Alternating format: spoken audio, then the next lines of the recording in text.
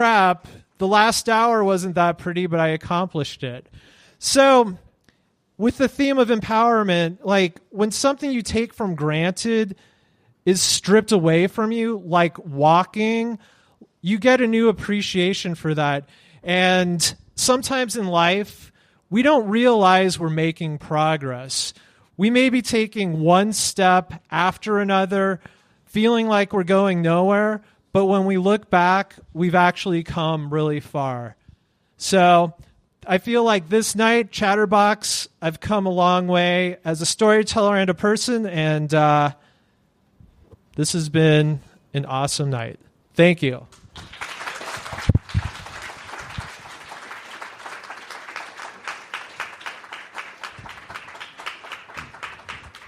Guys, keep it going for Jeff. All right. Our next storyteller is a longtime regular here. Put your hands together for Allison D.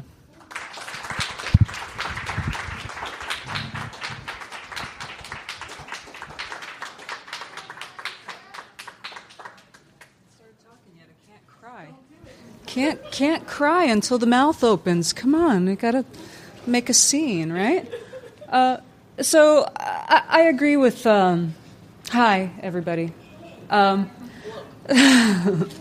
So Jeff just said something that everybody's been saying wonderful things that are lovely to hear, but Jeff just said something so wonderful, talking about that empowerment, taking root in the soil of vulnerability. When you start small, when you feel small, and I would like you guys I want to invite you to try something right now. I want you to picture in your mind somebody that you really care about, somebody who's always made you feel loved, supported. If you don't have such a person in your life, imagine even a fictional character that you think embodies that, a concept, an idea. I want you to frame that in your mind, the embodiment, that feeling of safety and nurturing, care, concern, unconditional support. I want you to feel that in your heart, in your mind. There's so much feedback ruining my romantic moment here.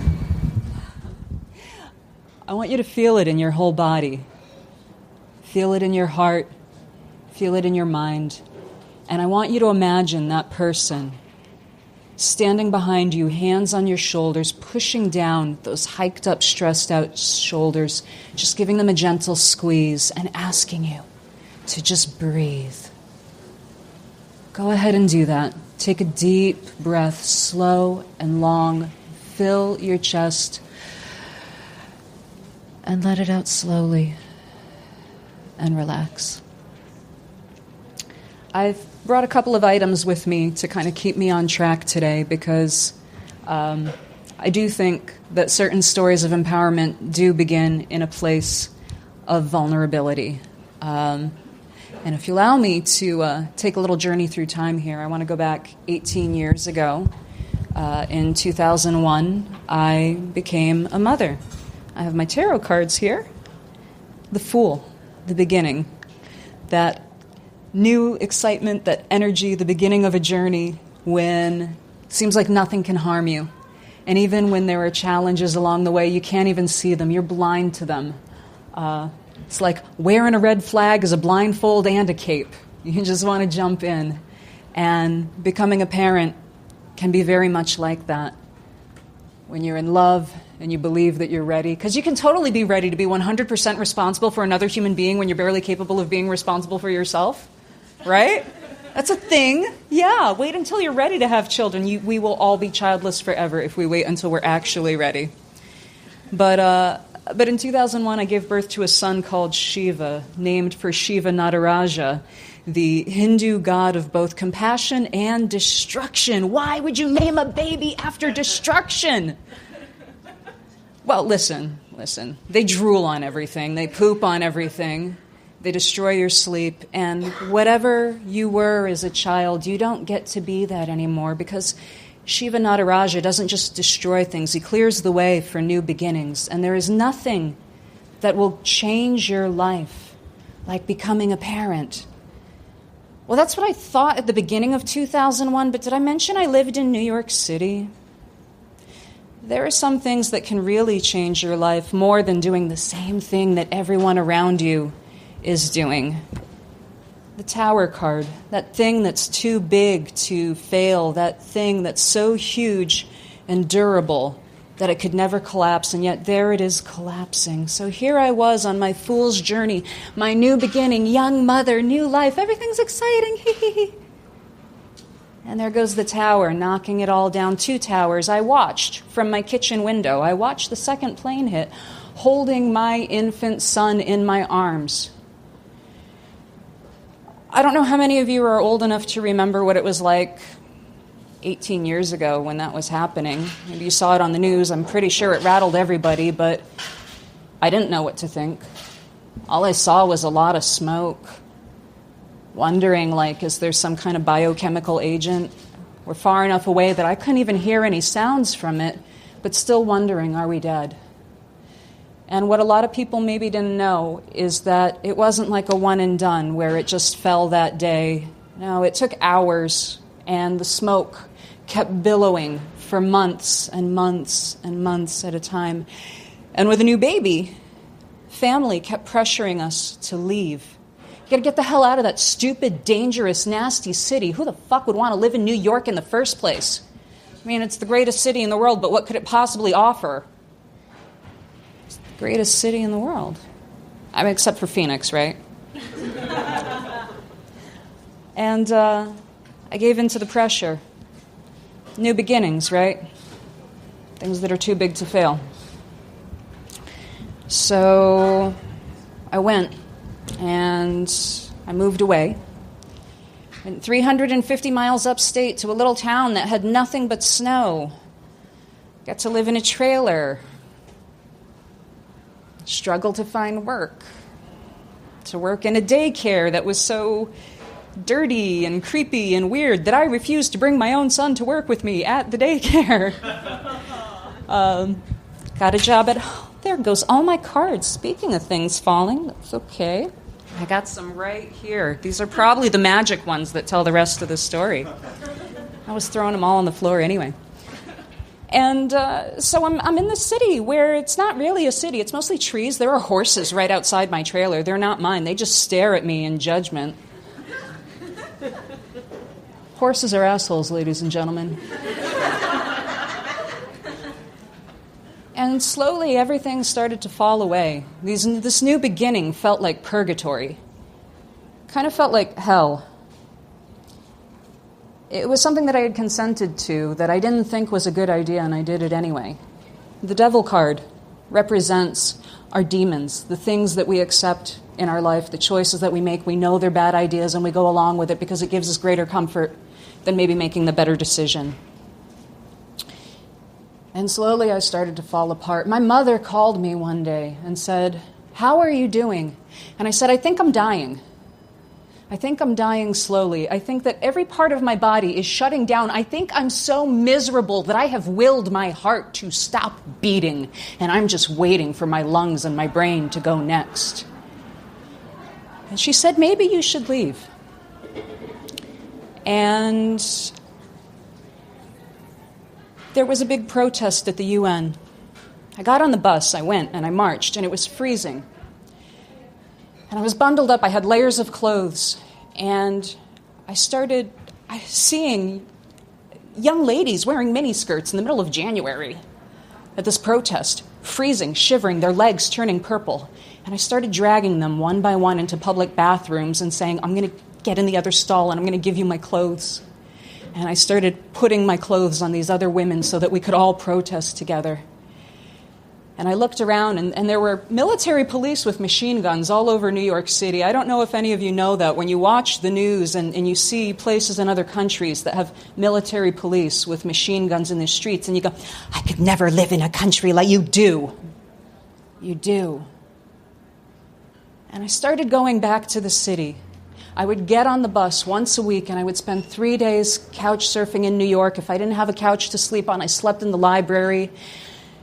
And I started going back, little by little. And one day, my friend's dad said, why don't you just stay? I felt like I was dying, but funny thing, got all these cards to give me cues. The death card doesn't signify actual physical death. It signifies transformation. So I started looking for a home. And on the day that I found one, I passed through Chinatown and got these wonderful cookies called Happy Mouth.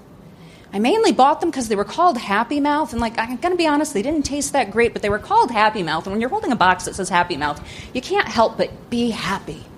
And I found my house, and I had my Happy Mouth, and I'm skipping through the subways, and I see a big group of military police with their machine guns watching me skip, and I'm in a good mood, and they're smiling at me.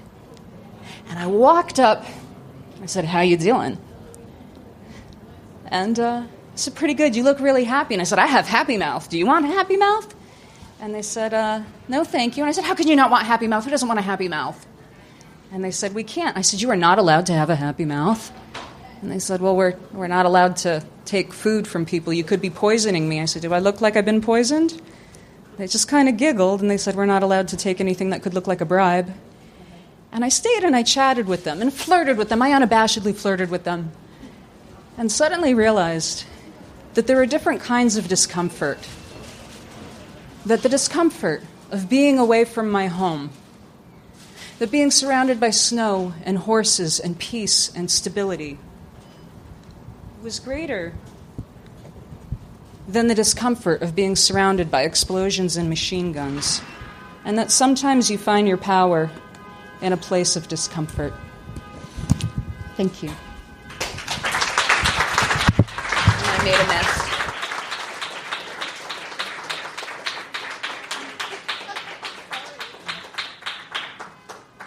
Keep it going for Allison. Allison's going to be here all night picking up tarot cards. I guess I started with a deck of 79.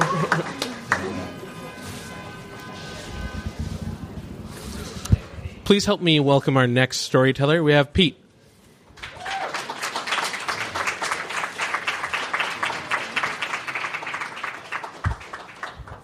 What's up, Fair Trade? How's everybody doing? Good. A lot of energy. I love it. I love it. I don't think I need to say anything but thank you, Jessie and Chatterbox. Thank you very much. Look at what you've done for all of us. You've given us a safe place to share, and you've tolerated me, which is more than I can say for most. So thank you. I want to start out by saying that. This is a place I've been able to come and share lots of real experiences without having to censor myself, I don't think. Talk about drug use, talk about all kinds of shit here. And I think it's awesome. I think it's awesome. And we need more things like this because in a time where everybody wants to be connected and together, we're so separated and apart. Things like this are great for the community. So I hope I see you again and our paths cross one day. All right, enough with the mushy stuff, people. I'm going to tell you all about the first time, not the first time, but a time when my mom left me home by myself to watch my brothers. It was very empowering. Like I said, I've shared a little bit about my past. There's a lot of drug use in my family. And I'm getting older and I'm thinking about procreating, thinking about making a child of my own. And it scares me. It terrifies me. I don't want to be one of these parents arguing with their kids and their certified pre-owned Prius and shit. I don't want to be, smacking them before they go to school and shit. Like, I don't want my kid to be Danny from Ninja Turtles. I don't want that. It terrifies me. It terrifies me because the only examples of parents that I have are my own parents. And those motherfuckers are crazy. My mom and dad got married after knowing each other for 2 weeks. My dad was only in this country for about a month. Cocaine will make you do some wild shit. I asked my dad. He said, he got married because it was love. I had to take his word for it. But yeah, a lot of interesting things have transpired or happened to me in my life. But this is one that is a little more PG. I've shared some pretty crazy shit here, so I'll tone it down for this last time I share. My mom worked at a school that was about a 5-minute walk from our house, and it was summer school. It was a Monday morning. My mom had to go teach summer school. I don't know why I wasn't there. I didn't have to be there. Like, the only time I didn't have to be there was this summer. So my mom